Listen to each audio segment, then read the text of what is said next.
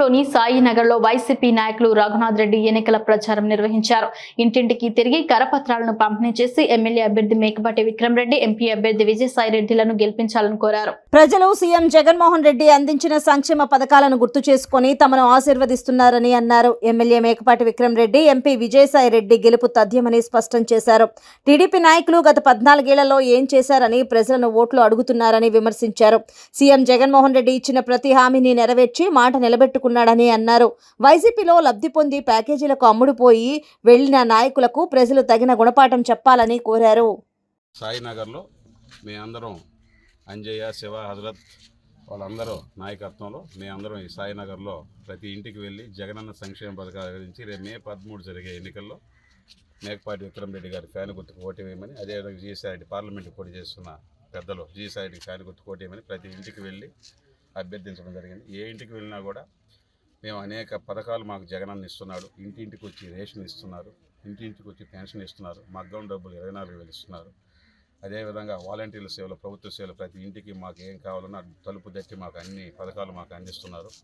వైఎస్ఆర్ చేయూత ఇస్తున్నారు, వైఎస్ఆర్ ఆసరా ఇస్తున్నారు. సచివాలయాల పేరుతో అనేక కార్యక్రమాలు నేరుగా మాకు ఇంటికి వచ్చి వాలంటీర్ అందిస్తున్నారు. ఎక్కడ వెళ్ళినా క్లియర్గా గత 15 సంవత్సరాలు తెలుగుదేశం ప్రభుత్వం అధికారంలో ఉన్నప్పుడు మాకు ఏం ప్రభుత్వ సేవలు అందలేదు.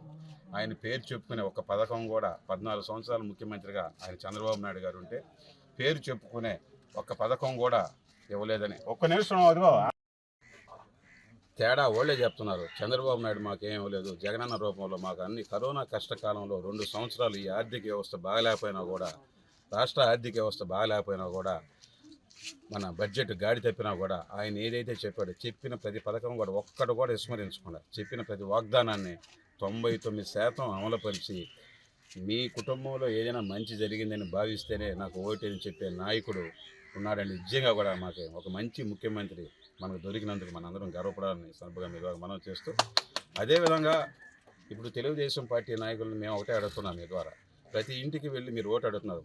ఏ అర్హతతో మీరు ఓటు అడుగుతున్నారు? ఏం సాధించారు మీరు ఈ 14 సంవత్సరాల్లో? మీరు చెప్పుకుంటున్న నాయకుడు పేరుతో ఒక్క పథకమైనా ఉందా? ఒక్క పథకం కూడా లేదు.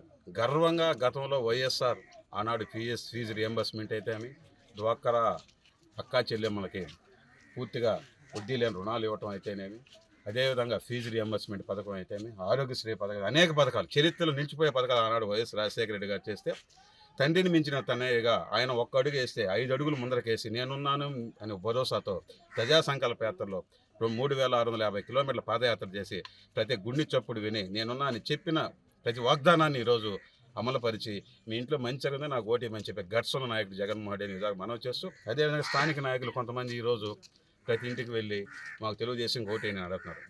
మీ ద్వారా సంఘం ప్రజలందరికీ మేము ఒకటే విజ్ఞప్తి చేస్తాం. మీరు మొన్నటి వరకు ఏ పార్టీలో ఉన్నారు?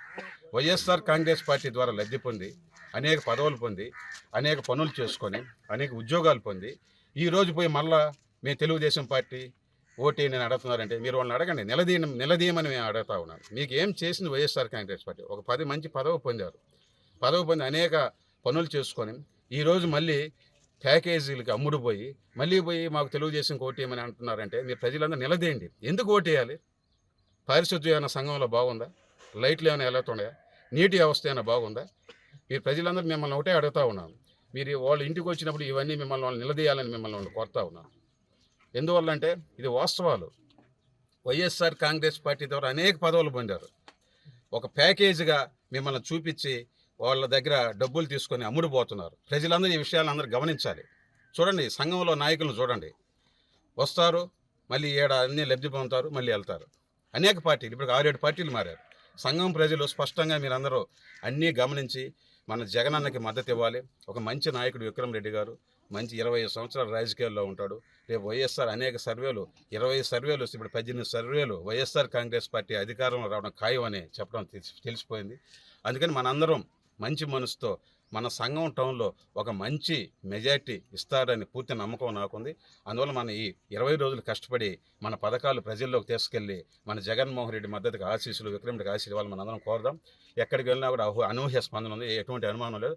మరొక్కసారి మీ ద్వారా రేపు మే 13 జరిగే ఎన్నికల్లో అఖండ మెజార్టీ వైఎస్ఆర్ కాంగ్రెస్ పార్టీ ఫ్యాన్ గుర్తుకి ఓటు వేసి అత్యధిక మెజార్టీ ఇవ్వాలని మనస్ఫూర్తిగా కోరుకుంటూ సెలవు తీసుకుని జై జగనన్న, జై విక్రమ్.